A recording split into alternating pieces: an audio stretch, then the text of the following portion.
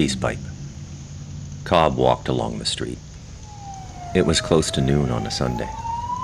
He had to make his first appearance at his parole officer's or risk a warrant being issued for his arrest.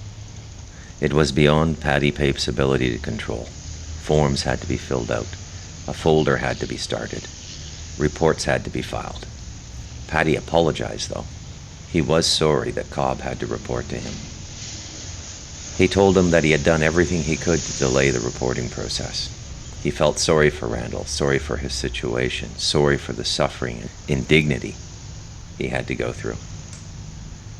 Cobb had told him that his only remaining blood relative, Elmer, was dying and that he wanted to spend as much time with him as possible. Elmer had nobody but Cobb. Their aloneness in the world was mutual.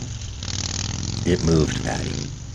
The poor Indian had been shit on enough by life, and now, to add further misery upon his already weighted shoulders, his uncle was dying of a bacterial infection in his bowels. It reminded Paddy of when he went to see his dying mother, and they finally came to terms with his being gay, something his mother had had great difficulty grappling with her whole life. Of course, the only concern on Elmer's mind was his desire to sell more contraband cigarettes so he could get a new motor for the boat he overfished the lakes with in the spring. And not his own lake, of course, the cottagers' lake.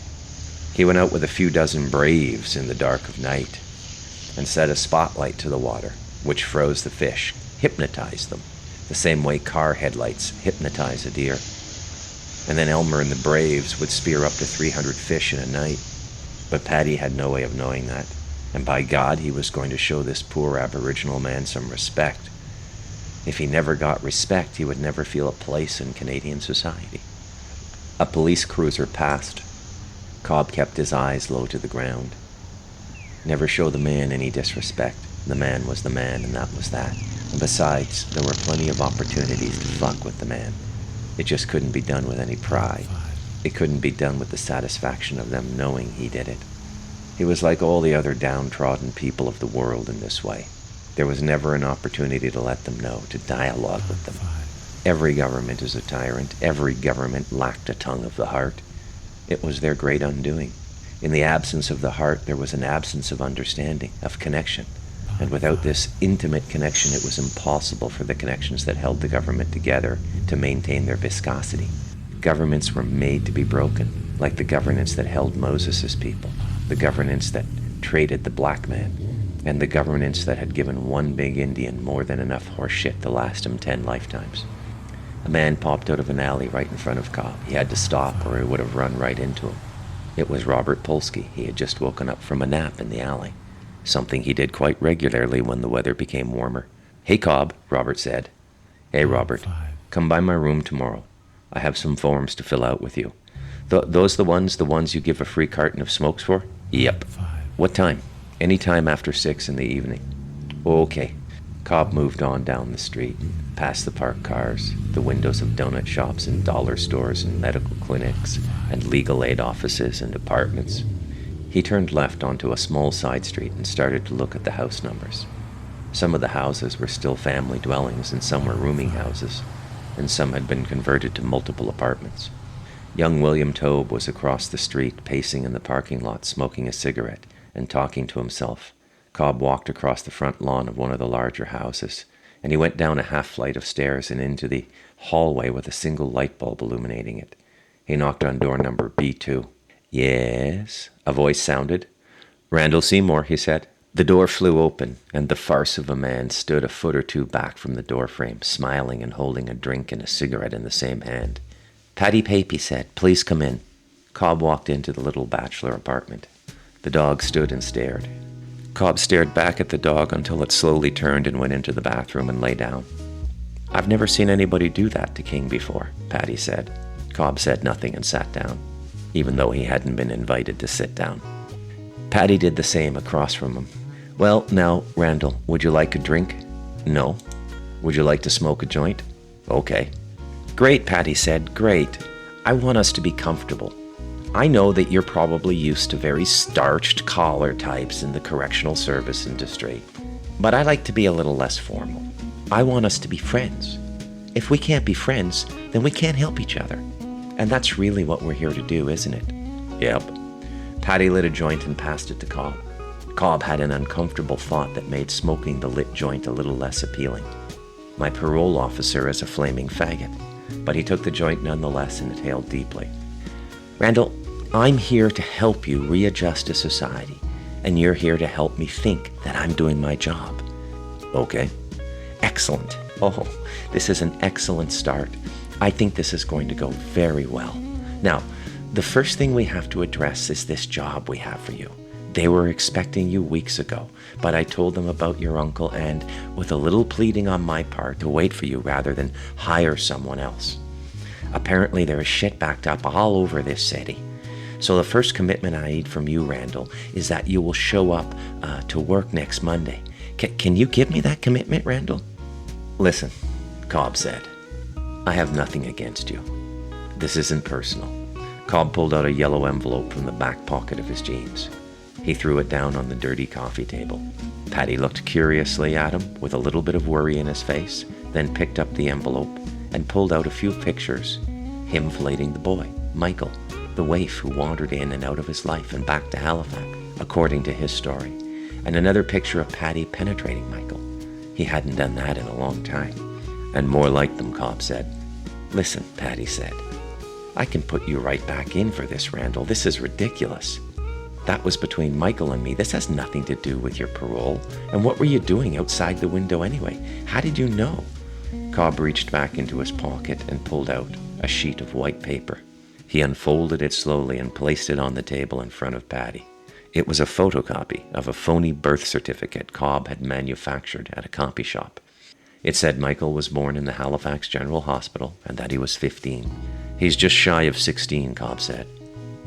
Oh, Christ, Paddy said, and he started to cry. Take it easy. He told me he was 18. You got a transcript? You miserable cocksucker. It takes one to know one. It's not illegal, Paddy said. If you just blew him, no. But anal intercourse is illegal under the age of 18. That's horseshit, Paddy said. His eyes were full of water and he was sniffling. Cobb pulled out another piece of paper, a photocopy, the product of his research at the library. The white man's world wasn't so bad when it worked for him. He read aloud. The Criminal Code of Canada, Section 159. Every person who engages in... Oh, Christ, will you just stop? I believe you. Cobb saw the stress and panic in Paddy. He relaxed a little bit and sat back into his chair. It was time to deliver his options. Now, you can go to court and see what the Crown makes of all this. And yeah, I'm a parolee. And yeah, I'm blackmailing you. And for sure I'll go back. But brother, there's still this stuff. And there's still the boy himself. And I can get him anytime I need him. And he can testify. So yeah, you can take all this to the Crown if you want. But brother, that Queen and her agents, they're not like you and me. People like you and me, we're marginal people. We're way out of their dream. There's nothing they'd like more than to jack up a parole officer like you. They'd parade you in front of the newspapers because they'd have to. Because they'd find out anyway. And there might be one of those royal inquiries, a whole bunch of money spent.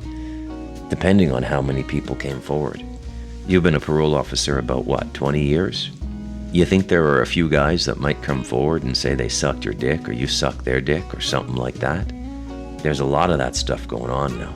Or me and you, we could just accept that we're marginalized people, outcasts, and we could help each other. You pimped that boy to me? No. He does what he did for a living. I paid him. I didn't make him what he is. Paddy sniffled. What do you want? Freedom. Well, you've already been paroled. I want to be free. Paddy looked at him. I understand, Paddy said. You don't want someone climbing up your ass. I had $12,000 wired into your bank account. I want us to be friends. I'm going to need friends if I'm going to survive here. That was you, the $12,000. I could have you sent back for trying to bribe your parole officer. The medicine is expensive. I know that you're sick, Paddy. I gave the money to help you, and I don't want a forced contract with you. I can turn the pictures over to the police, and you can send me back to jail for bribery and extortion. We are equal. It's a good trade, Paddy Pape. The statement had a great impact on Paddy. Who would extort someone with the pictures Randall had brought over, and then admit to giving his parole officer money? This Indian wasn't some con trying to shake him down. This was a man asking for his dignity, and risking incarceration in the process. Paddy inhaled from the joint, then passed it back to Cobb. Everybody needs friends, he said. Just do everything by the law, Cobb said.